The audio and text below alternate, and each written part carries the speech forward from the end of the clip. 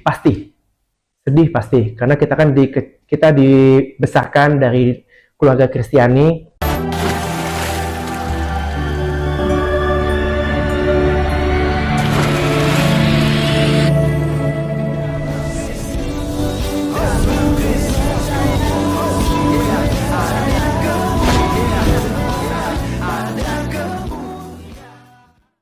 Salam Alechem Bisem Yeshua HaMashiach. Salam sejahtera dalam nama Tuhan Yesus Kristus untuk kita semua. Teman-teman sekalian, pada kesempatan kali ini kita akan menyaksikan komentar dari adiknya Dr. Richard Lee ya, yang bernama David Lee kah atau bagaimana ya. Saya tidak tahu nama lengkapnya tapi dipanggil David ya. Teman-teman sekalian, karena banyak sekali yang berkomentar gitu ya. Dan juga saya lihat banyak sekali yang kemudian menjadikan mualafnya Dr. Richard Lee ini untuk menyerang kekristenan kawan-kawan. Dalam dunia apologet itu ya, saya live ya di TikTok ya. Itu komentar-komentar, kau Laskar kapan mualaf ya, Dr. Richard Lee saja mualaf, dia cerdas, dia begini dan begitu segala macam kawan-kawan ya. Jadi mereka berharap bahwa saya juga pun ikut mualaf dalam hal ini. Saya mau katakan ya, mulai sejak ini Anda nonton video ini sampai saya menutup mata kawan-kawan, saya akan mati di dalam iman kepada Tuhan Yesus Kristus. Karena bagiku menurut Filipi 1 ayat 21, hidup adalah Kristus dan mati adalah sebuah keuntungan. Maka baik hidup dan mati, saya ada di dalam tangan Kristus Tuhan saya. Jadi teman-teman sekalian, apakah kekristenan kaget dengan mualafnya Dr. Richard Lee? Enggak juga gitu ya. Oke, kita dengar ya Dr. Richard udah mualaf, silakan ya kan. Karena selama ini memang pergaulan dia dengan ustadz-ustadz ya kan, pergaulan dia dengan ya tokoh-tokoh agama Islam. Ya udah, mau bagaimana lagi? Itu adalah pilihan. Tapi ingat satu hal, tidak ada halal darah.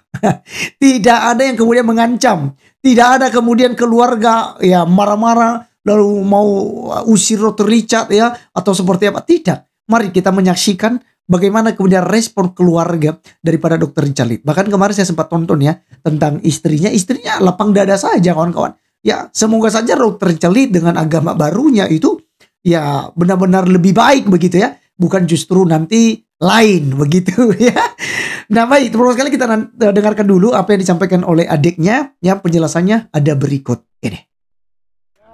Selamat siang semuanya. Hari ini aku akan bikin video untuk menjawab semua pertanyaan kalian yang banyak banget nih. Ada yang bertanya dengan kuliah WA, DM, nanya ke istriku, ke asistenku, ke teman-temanku, apakah Dr. Richard mualaf? Aku harap ini jadi video pertama dan terakhir untuk mengklarifikasi ini. Kalau kalian tanya, Dr. Richard mualaf nggak ya? Sebenarnya sejak keluar dari Athena, kami tidak saling mencampur urusan pribadi masing-masing, termasuk urusan keluarga, urusan agama, urusan apapun pekerjaan, kita tidak saling mencampurkan. Tapi kita tetap satu saudara. Kalau kalian tanya, benar nggak sih itu? Aku pun tidak tahu dan aku pun tidak meniat mencari tahu. Walaupun kalau aku tanya beliau pasti menjawab. Tapi aku tidak bertanya sama sekali. Tapi melihat dari podcast beliau yang terakhir, kayaknya beliau sudah mualaf ya. Mungkin ada yang tanya ya, gimana perasaan orang tua? Perasaan orang tua sedih pasti.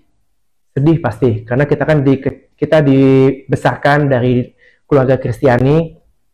Sedih nggak? Sedih. Tapi aku sebagai saudara beliau, aku mensupport dia apapun itu. Dari segi pekerjaan, maupun dia pindah agama, aku tetap mensupport dia. Karena apa? Dia sudah besar, Dr. Richard juga sudah berkeluarga, sudah tahu yang mana yang baik dan mana yang buruk. Mungkin ini pilihan yang menurut beliau baik. Aku sebagai saudara hanya bisa mendukungnya. Aku harap beliau bisa menjalankan agama ini sebagaimana mestinya. Oke, teman-teman sekalian, saya harus apresiasi ya respon daripada adik kandung daripada Dr. Richard Lee kawan-kawan. Itu ya, jadi dengan santainya, dengan dengan lapang dadanya gitu ya. Jadi nggak harus membenci kan? Inilah ajaran kasih kawan-kawan. Inilah ajaran kekristenan. Tidak perlu dibenci. Ya secara pribadi sedih ya, sedih. Artinya kan yang tadinya kita dibesarkan bersama-sama, lalu pada akhirnya harus beda agama. Dan masih boleh-boleh ya, setelah sudah beda agama, itu tidak ada yang namanya, karena saya pernah hadapi kenal satu orang yang mualaf, lalu tidak lagi mau pakai piring orang tua, tidak lagi makan bersama dengan orang tua, tidak lagi ya masak bersama dengan orang tua. Itu ada kawan-kawan. Jadi dia siapkan punya dia sendiri. Kalaupun berkunjung dengan keluarga orang tua, waduh dia kasih jarak begitu ya. Ada orang-orang semacam itu. Nah ini yang kemudian yang dikhawatirkan saja oleh orang-orang Kristen ya. Jika ada keluarga yang meninggalkan agama Kristen. Nah teman-teman sekalian, itu respon daripada keluarga. Dan tadi ya jelas ya, diakui juga oleh Bang David ini bahwa mamanya pun sedih gitu ya. Lalu istri Richard juga kemarin juga pun ya bahagia campur sedih gitu ya. Silakan saja, yang penting lebih baik ke depan kan gitu ya.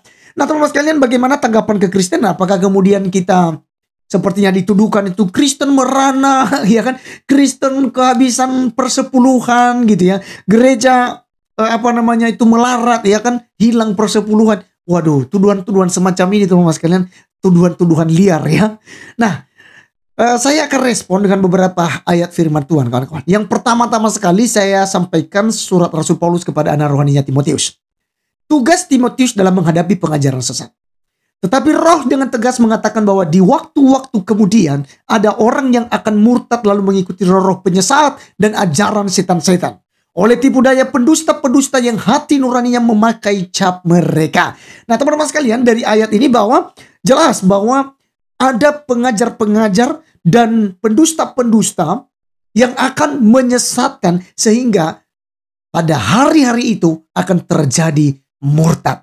Orang akan meninggalkan Tuhan Yesus Kristus. Kenapa? Karena mereka tidak berpegang dan tidak belajar dengan benar dan tidak hidup dalam firman Tuhan. Nah kemudian teman-teman sekalian, juga di dalam Ibrani kawan-kawan ya. Dalam Ibrani kita lihat kawan-kawan apa dikatakan di dalam kitab Ibrani pasal yang ke-6 ayat yang ke-6 dikatakan. Namun yang murtad lagi tidak mungkin dibaharui sekali lagi sedemikian hingga mereka bertobat. Sebab mereka menyalibkan lagi anak Allah bagi diri mereka dan menghinanya di muka umum. Jadi teman-teman sekalian, yang murtad ya maka akan menanggung akibatnya kawan-kawan ya. Ya, karena ketika keluar daripada Tuhan Yesus Kristus ya, itu pasti akan binasa kekal.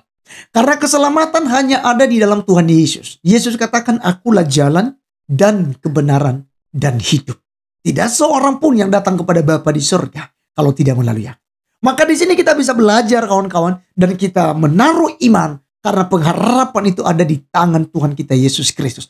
Dalam Yohanes 10 ayat 28 berkata apa? Aku akan memberikan hidup kekal kepada mereka dan mereka pasti tidak akan binasa dan tidak seorang pun yang merebut mereka dari tangan Bapa. Jadi teman-teman sekalian ya, itulah harapan kita, harapan iman kita di dalam Kristus Yesus. Ya, yang percaya kepada Tuhan Yesus Kristus itu tidak akan dikecewakan. Kita akan dibangkitkan di akhir zaman dan kita akan bersama-sama dengan Bapa di surga untuk selama-lamanya.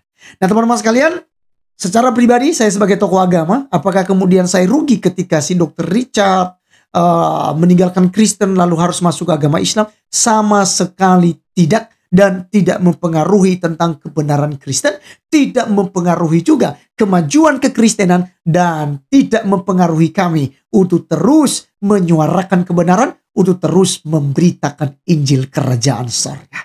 Teman-teman sekalian, doakan keluarga Dr. Richard Lee supaya juga mereka kuat dalam iman percaya, karena mereka beragama Katolik. Ya, kita berharap mereka dididik dengan baik oleh pastor-pastor sehingga kemudian mereka juga tidak meninggalkan Tuhan Yesus. Dan apabila di kemudian hari mereka memang harus meninggalkan Tuhan Yesus, ya silakan. Itu adalah pilihan. Sekali lagi, di dalam kekristenan tidak ada ancaman, tidak ada intimidasi, tidak ada yang namanya halal darahmu. Ya, hukuman bagi orang yang murtad ya, itu tidak ada di dalam kekristenan. Silakan, Anda punya hak. Ya, apalagi undang-undang Republik Indonesia itu menjamin kebebasan orang memilih kepercayaan dan agamanya, kawan-kawan. Jadi silakan saja. Sekali lagi, tidak ada kaitannya dan tidak ada pengaruh, tidak ada kerugian bagi tubuh Kristus, bagi kekristenan yang ada di Indonesia. Tuhan Yesus memberkati kita. Salam.